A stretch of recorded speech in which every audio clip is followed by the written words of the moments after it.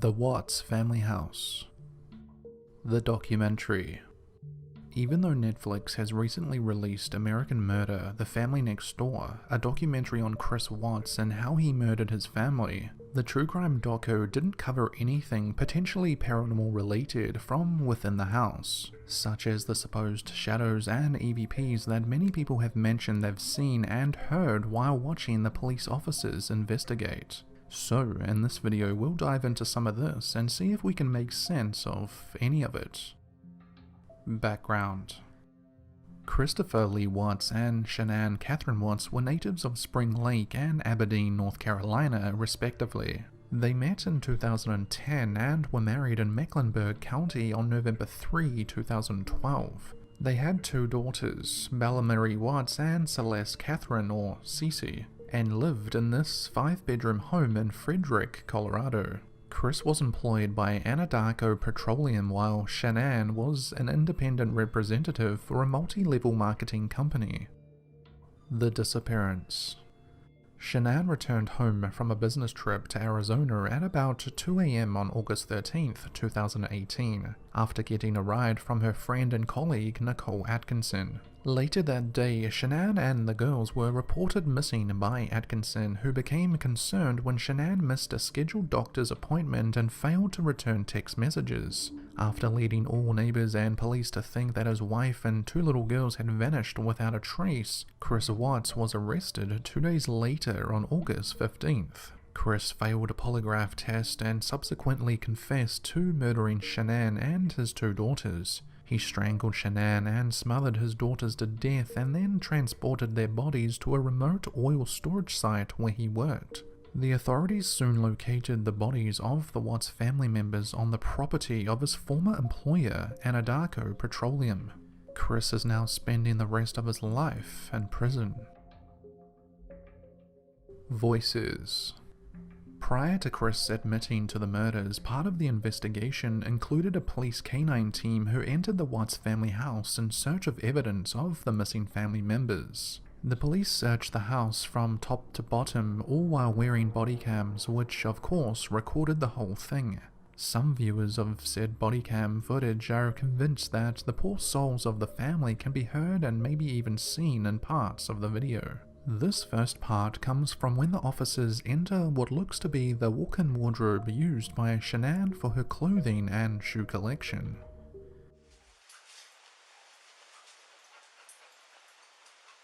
There's plenty of first bedroom here. Yes. Yeah. Oh my gosh. What in the world was that? Wow. What sounds like a young girl's voice yells out the word "mommy," followed a couple of seconds later by the sound of a giggle.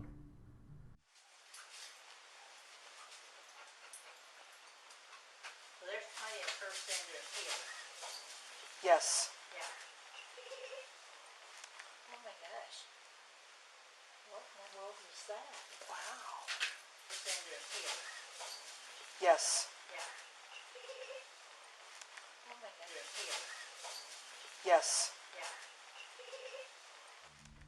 Both officers state in the video that they do in fact hear the giggle, but then they struggle to find out where the sound originated from. Initially they thought it may have come from a kid's toy from within the wardrobe, but after searching for such item they come up with nothing. Go in there and step on that little blue thing and see if that's where that noise came from. Yeah, it sounded like a kid toy. It might. It sort of sounds like it. Something. I heard it. That one. Did you hear it? I did. Sounded like a kid giggling or something, didn't it? Or a kid. It did. They leave the room acknowledging what they've heard and state they'll put it on the report. The police continue searching the house and unknowingly capture what many people think quite possibly could be more EVPs, or electronic voice phenomena.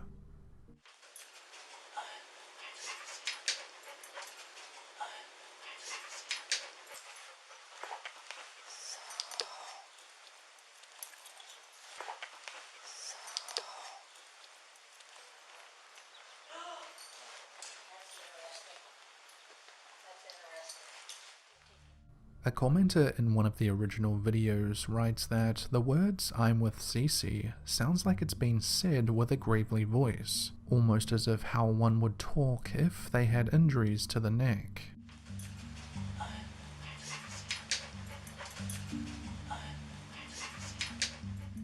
Shadows. Viewers of the police body cam footage also believe that one of the daughters quite possibly can be seen gliding down the stairs when the canine investigation team first arrives at the Watts family house. However, this I'm not too sure about. Let me know if you see it. Smells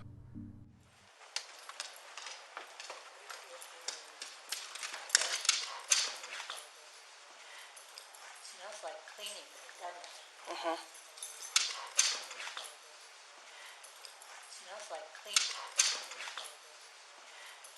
Smells like cleaning. In addition to this, viewers in the past also believe that there is a shadow that can be seen moving in the kitchen.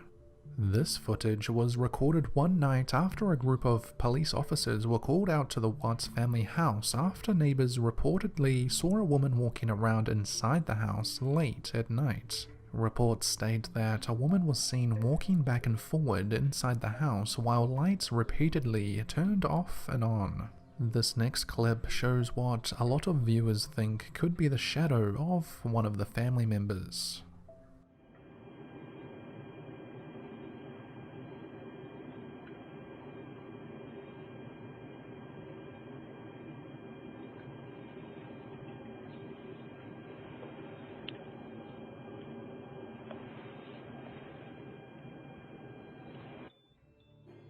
It almost looks like the police officer saw this as well, as they almost immediately turned and looked in that direction.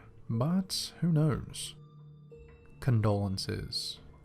We now move on from all of the police body cam footage and take a look at a video that one of the members of public captured in the last week or so. Frank Mendez from Franco TV, if you didn't know already, is a well-known YouTuber known for his paranormal related videos. Frank typically explores old, rundown, abandoned and supposedly haunted buildings. This time, however, he made his way to the Watts family house to pay his condolences to the family and, more specifically, the two young girls, Bella and Cece, by bringing them a teddy bear to the house and leaving it on the front porch as many other people have done.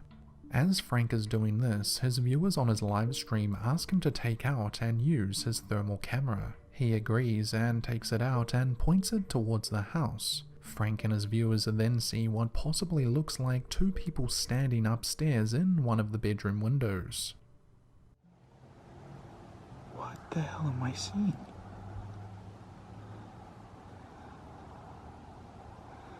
Again, this is coming straight from an infrared perspective. Look, it looks like somebody else just came in on the far left. Frank also believes that he caught what he thinks could be a face at yet another window looking back at him. Once again, I'm not too sure if I see this. Let me know if you can see it.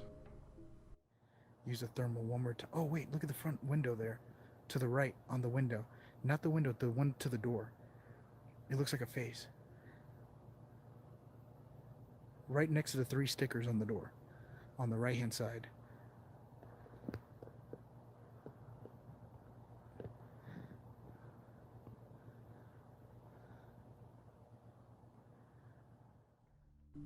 By the looks of it, the house has gone into default, which wouldn't be a surprise as there's no longer anyone to pay the bills.